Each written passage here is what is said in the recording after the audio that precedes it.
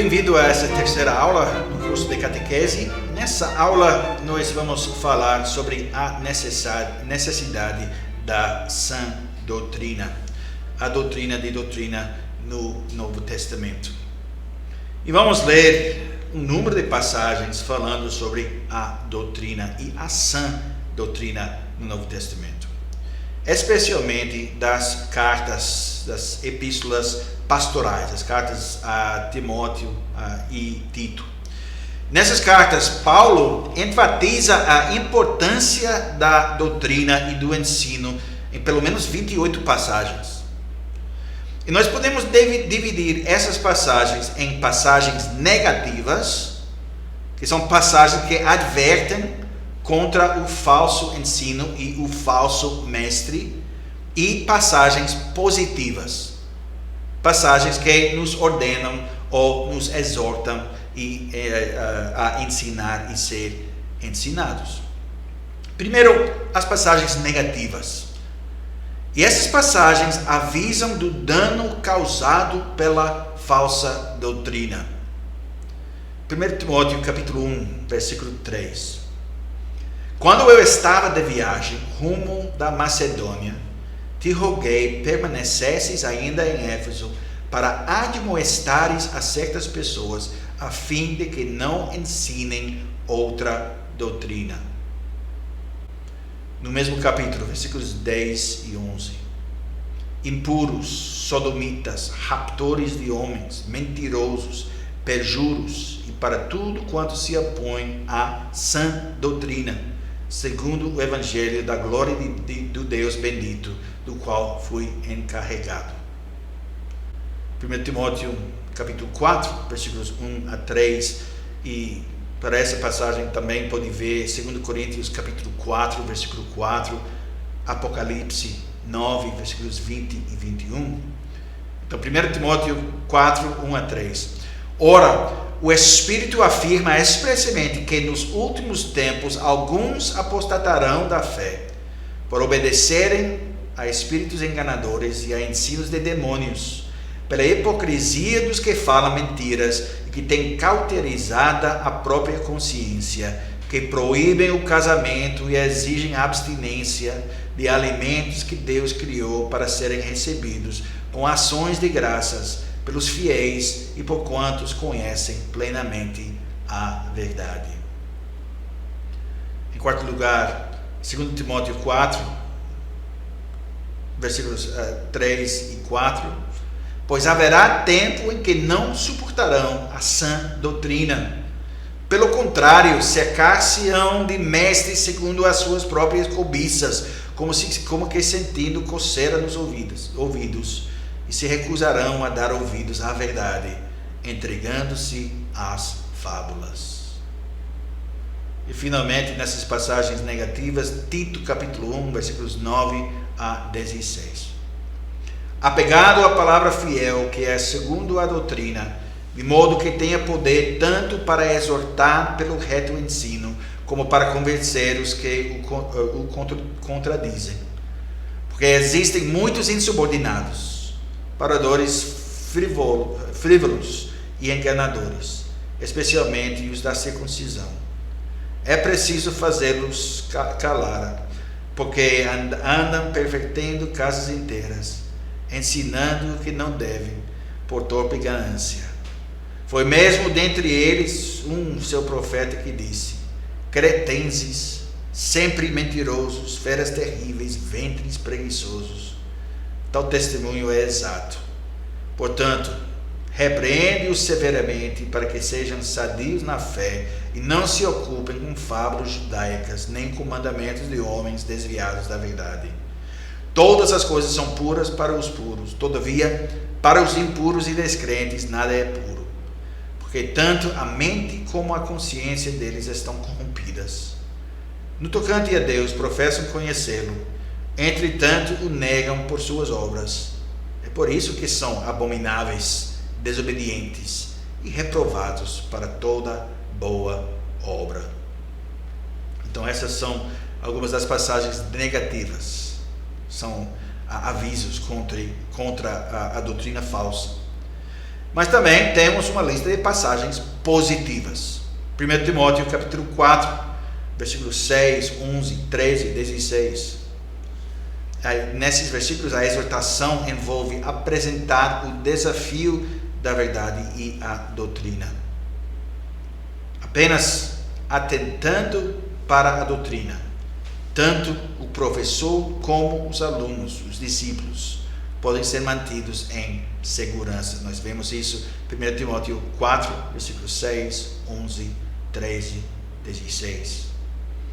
Em 1 Timóteo capítulo 5, versículo 17, nós lemos: devem ser considerados merecedores de dobrados honorários os presbíteros que presidem bem, com especialidade os que se afadigam na palavra e no ensino. 2 Timóteo capítulo 1, 10 e 11. E manifestada agora pelo aparecimento de nosso Salvador Cristo Jesus, o qual não só destruiu a morte, como trouxe à luz a vida e a imortalidade, mediante o Evangelho, para o qual eu fui designado pregador, apóstolo e mestre. 2 Timóteo 2, versículo 22. Foge outro sim, das paixões da mocidade. Segue a justiça, a fé, o amor e a paz, com o que, de coração puro, invocam o Senhor. 2 Timóteo 3, versículo 10. Tu, porém, tens seguido de perto o meu ensino, procedimento, propósito, fé, longanimidade, amor, perseverança. E o mesmo capítulo, 2 Timóteo 3, versículos 16 e 17. Toda a Escritura é inspirada por Deus e útil para o ensino, para a repreensão, para a correção, para a educação na justiça, a fim de que o homem de Deus seja perfeito e perfeitamente habilitado para toda boa obra. E no próximo capítulo, 2 Timóteo 4, e versículo 2, prega a palavra, insta, quer seja oportuno, quer não, corrige, repreende, exorta com toda a longanimidade e doutrina. Tito capítulo 1, versículos 5 a 7. Por esta causa te deixei em Creta, para que pusesses em ordem as coisas restantes, bem como em cada cidade constituísses presbíteros, conforme te prescrevi. Alguém que seja irrepreensível, marido de uma só mulher, que tenha filhos crentes que não são acusados de dissolução, nem são insubordinados, porque é indispensável que o bispo seja irrepreensível como despenseiro de Deus, não arrogante, não irascível, não dado ao vinho, nem violento, nem cobiçoso de torpe ganância. E finalmente, Tito capítulo 2, versículo 1. Tu, porém, fala o que convém à sã doutrina. Em conexão com esse ensinamento que aborda a mente humana de uma forma racional, também nós precisamos falar sobre a apologética, sobre a defesa da fé. Apologética é uma parte importante, essencial do Evangelho e da pregação do Evangelho. E nós encontramos material apologético em toda a pregação registrada no Novo Testamento. Eu vou listar algumas passagens. Atos capítulo 2, versículos 14 a 40. Atos 3, 12 a 26. Atos 4, 8 a 12. Atos 7, versículos 2 a 53. Atos 17, versículos 22 a 31. E essa tarefa, a tarefa apologética de defender a fé, é ordenada em 1 Pedro capítulo 3, versículo 15, e também Judas 3. Nós também recebemos o exemplo dos apóstolos desse método ao longo do livro de Atos, e podemos ver isso no exemplo de Paulo. E em Atos, eu vou dar uma lista Atos 17, 2, ele raciocinou com eles. 17, versículo 17, ele disputava com eles diariamente. 18, versículo 4, ele raciocinou e persuadiu. 18, versículo 11, ele ensinou. Mesmo capítulo, versículo 13, ele persuadiu. Versículo 19, ele raciocinou. Versículo 28, ele convenceu. O próximo capítulo, Atos 19, versículo 9, ele disputou diariamente. Versículo 26, ele persuadiu. Versículo 33, ele se defendeu. Nós vemos aqui a conexão da apologética com o evangelismo. E nós vemos isso também nas suas cartas. Filipenses capítulo 1, versículo 7. Aliás, é justo que eu assim pense de todos vós, porque vos trago no coração, seja nas minhas algemas, seja na defesa e confirmação do Evangelho, pois todos sois participantes da graça comigo. Então, esses exemplos nos mostram que os apóstolos discutiam com a incredulidade e pregavam a ela. Eles esperavam que seus argumentos convencessem pelo menos alguns ouvintes. Viram ambos a proclamação e a defesa do Evangelho como dois lados da única moeda do evangelismo. Então, não há uma falta de conexão entre a cabeça e o coração, porque a verdade do Evangelho deve ser dirigida à mente, deve ser entendida. Nós aprendemos na Santa Escritura que o Espírito Santo é o agente da obra de Deus, da regeneração da alma humana. E ele realiza essa mudança por meio do instrumento da palavra de Deus. João capítulo 1, versículos 12 e 13. Mas a todos quantos o receberam, deu-lhes o poder de serem feitos filhos de Deus, a saber, aos que creem no seu nome, os quais não nasceram do sangue, nem da vontade da carne, nem da vontade do homem, mas de Deus. João 3, versículos 5 a 8. Respondeu Jesus: em verdade te digo, quem não nascer da água e do Espírito não pode entrar no reino de Deus. O que é nascido da carne é carne, o que é nascido do Espírito é Espírito. Não te admires de eu te dizer, importa-vos nascer de novo. O vento sopra onde quer, ouves a sua voz, mas não sabes de onde vem nem para onde vai. Assim é todo o que é nascido do Espírito. Tiago, capítulo 1, 17, 18. Toda boa dádiva e todo dom perfeito são lá do alto, descendo do Pai das luzes, em quem não pode existir variação ou sombra de mudança. Pois segundo o seu querer, ele nos gerou pela palavra da verdade, para que fôssemos como que primícias das suas criaturas. 1 Pedro capítulo 1, 21 a 25. Que por meio dele tendes fé em Deus, o qual ressuscitou dentre os mortos e lhe deu glória, de sorte que a vossa fé e a esperança estejam em Deus. Tendo purificado a vossa alma pela vossa obediência à verdade, tendo em vista o amor fraternal não fingido, amai-vos de coração uns aos outros ardentemente, pois fostes regenerados, não de semente corruptível, mas de incorruptível, mediante a palavra de Deus, a qual vive e é permanente.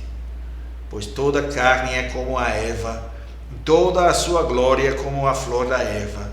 Seca-se a erva e cai a sua flor. A palavra do Senhor, porém, permanece eternamente. Ora, esta é a palavra que vos foi evangelizada. Esse processo da renovação da alma, a imagem de Cristo, não é algo de uma vez só. é algo que continua ao longo da vida do cristão, do crente. João 15, versículo 3: vós já estáis limpos pela palavra que vos tenho falado. João 17, versículo 17: santificai-os na verdade, a tua palavra é a verdade. Romanos capítulo 12, versículos 1 e 2: rogo-vos, pois, irmãos, pelas misericórdias de Deus, que apresenteis o vosso corpo por sacrifício vivo, santo e agradável a Deus, que é o vosso culto racional. E não vos conformeis com este século, mas transformai-vos pela renovação da vossa mente, para que experimenteis qual seja a boa, agradável e perfeita vontade de Deus. Nós vemos que a Bíblia é o instrumento que Deus usa para realizar seus propósitos soberanamente. A sua palavra criativa, nós lemos sobre a criação por meio da palavra, Gênesis capítulo 1, e a sua palavra redentiva, que nós lemos em Tiago capítulo 1, versículo 18. Essas palavras funcionam na mesma maneira. Deus fala e o resultado que Ele quer é efetuado. Isaías 55, versículos 8 a 11. Porque os meus pensamentos não são os vossos pensamentos, nem os vossos caminhos os meus caminhos, diz o Senhor. Porque assim como os céus são mais altos do que a terra, assim são os meus caminhos mais altos do que os vossos caminhos, e os meus pensamentos mais altos do que os vossos pensamentos. Porque assim como descem a chuva e a neve dos céus, e para lá não tornam, sem que primeiro reguem a terra, e a fecundem, e a façam brotar, para dar semente ao semeador e pão ao que come, assim será a palavra que sair da minha boca. Não voltará para mim vazia, mas fará o que me apraz e prosperará naquilo que para que a designei. E às vezes esse resultado desejado é realizado por uma ação direta, outras vezes é realizado através de intermediários, através de processos que Deus usa. E um desses processos, um dos elos dessa cadeia, é a atividade humana de pregar a palavra e ensinar. A santidade é conformidade com a palavra de Deus. A sã doutrina é um passo necessário no processo, e a falsa doutrina tem poder e efeitos semelhantes na outra direção.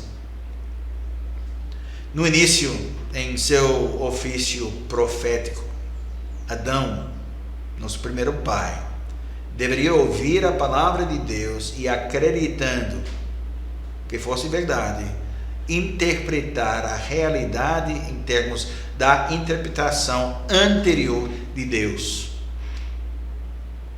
Quando Adão e Eva se fizeram seus próprios pontos de referência, em vez da palavra de Deus, quando eles tentaram começar a partir de suas próprias pressupostos, falharam como profetas. Eles também falharam em seus ofícios sacerdotes e reais, mas não precisamos entrar nesse assunto em detalhes aqui. Agora, em Cristo, as qualidades de santidade, justiça e verdade estão sendo renomadas no crente através da atividade redentora da palavra, restaurando-nos como reis, como sacerdotes e como profetas nessas três áreas. 2 Coríntios capítulo 4, versículos 3 e 4. Nós lemos: mas se o nosso evangelho ainda está encoberto, é para os que se perdem que está encoberto, nos quais o Deus deste século cegou o entendimento dos incrédulos, para que lhes não resplandeça a luz do evangelho da glória de Cristo, o qual é a imagem de Deus. Hebreus capítulo 1, versículo 3, ele que é o resplendor da glória e a expressão exata do seu ser, sustentando todas as coisas pela palavra do seu poder, depois de ter feito a purificação dos pecados, assentou-se à direita da majestade nas alturas. Efésios capítulo 4, versículos 20 a 24.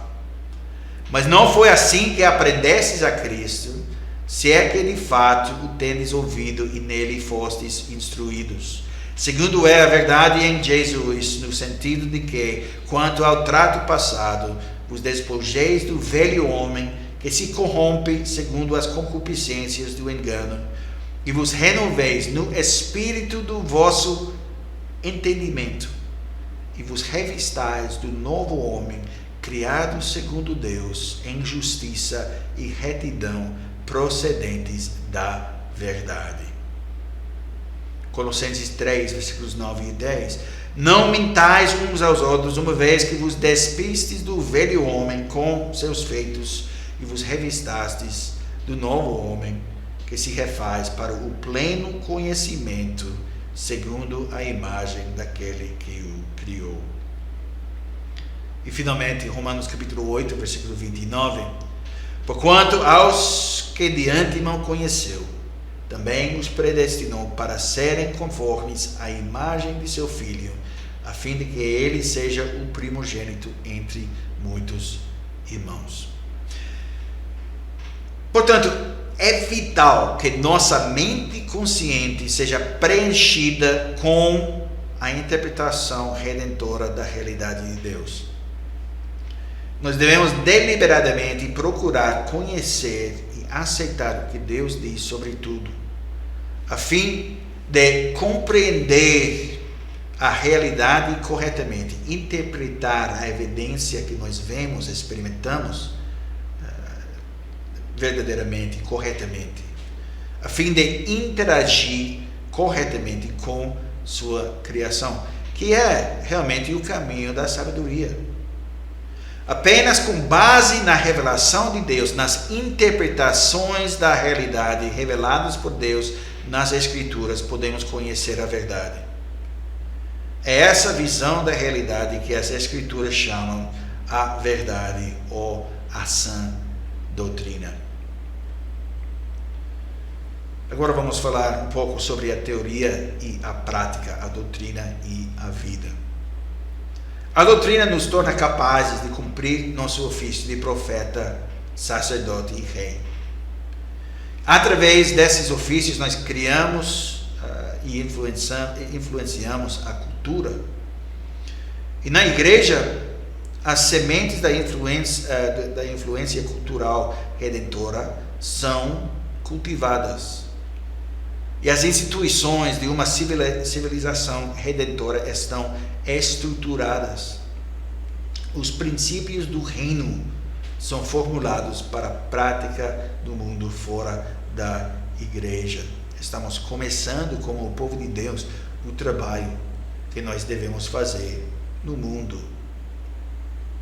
E assim como Adão e Eva foram criados para ficar obedientes no cumprimento do mandato cultural, como profetas, como sacerdotes, como reis sobre a terra, expandindo seu governo sobre toda a terra, para subjugar a terra, para dominar a terra. Assim, na mesma maneira, o crente deve trazer toda a vida ou submeter, colocar toda a vida sob o senhorio de Cristo Jesus. Toda cultura, todo o aspecto da cultura, seja economia, política, arte, ciências, todas essas coisas, todo pensamento deve ser feito cativo ao Senhor Jesus. 2 Coríntios capítulo 10, 4 a 6, porque as armas da nossa milícia não são carnais, e sim poderosos em Deus para destruir fortalezas, anulando nós sofismas e toda altivez que se levante contra o conhecimento de Deus, e levando cativo todo pensamento à obediência de Cristo, e estando prontos para punir toda desobediência, uma vez completa a vossa submissão. Como nós já observamos, a palavra redentora de Deus é tão soberanamente eficaz quanto a sua palavra criativa. A palavra de Deus vem a nós em revelação especial como uma comunicação direta, proposicional, providencialmente preservada na história como o cânon das Escrituras. É essa palavra, nós ouvimos todas aquelas citações de Timóteo, as cartas a Timóteo e Tito. É essa palavra que Paulo exorta Timóteo a pregar, segundo Timóteo 4, versículo 2. O conteúdo dessa palavra é a doutrina, segundo Timóteo 3, 16. E dando constante atenção a ela, foi dito a Timóteo que salvaria a si mesmo e a seus ouvintes. 1 Timóteo 4, 15, 16. Para o apóstolo Paulo, a questão não era se alguém comunicaria a doutrina ou não, pois é impossível funcionar sem comunicar doutrina de algum tipo. Na pregação do Evangelho, na apologética, em tudo que nós fazemos. A questão era se seria uma doutrina sólida ou não. Agora, conforme a compreensão cristã da realidade, a teoria e a prática não podem ser separadas, são inseparáveis. Toda teoria tem efeito na prática. Toda prática, seja verdadeira ou falsa, é a prática de uma teoria verdadeiramente verdadeira ou falsa. Interessante, pessoas falam sobre o marxismo. Dizem que é muito bom na teoria, mas na prática não funciona. Mas o fato é, se na prática não funciona, deve ser algo errado também com a teoria. É impossível funcionar como um crente sem uma doutrina sadia. Então, quando nós enfatizamos a doutrina, o ensino da doutrina, especialmente nesse curso de catequese, quando nós enfatizamos a doutrina correta, nós fazemos isso com um propósito muito claro. Esse é o entendimento que forma a base de nossa firme convicção de que a catequese, a instrução da sã doutrina, usando a metodologia testada, provada, comprovada historicamente, que foi usada na igreja por séculos a séculos, é central para a tarefa e a vocação do pastor. Agora nós chegamos ao fim desta aula. Na próxima aula, na quarta aula, nós vamos falar sobre a história da catequese cristã e usando especialmente, examinando os pensamentos de Zacarias Ursinus, um dos escritores do Catecismo de Heidelberg. Até a próxima aula.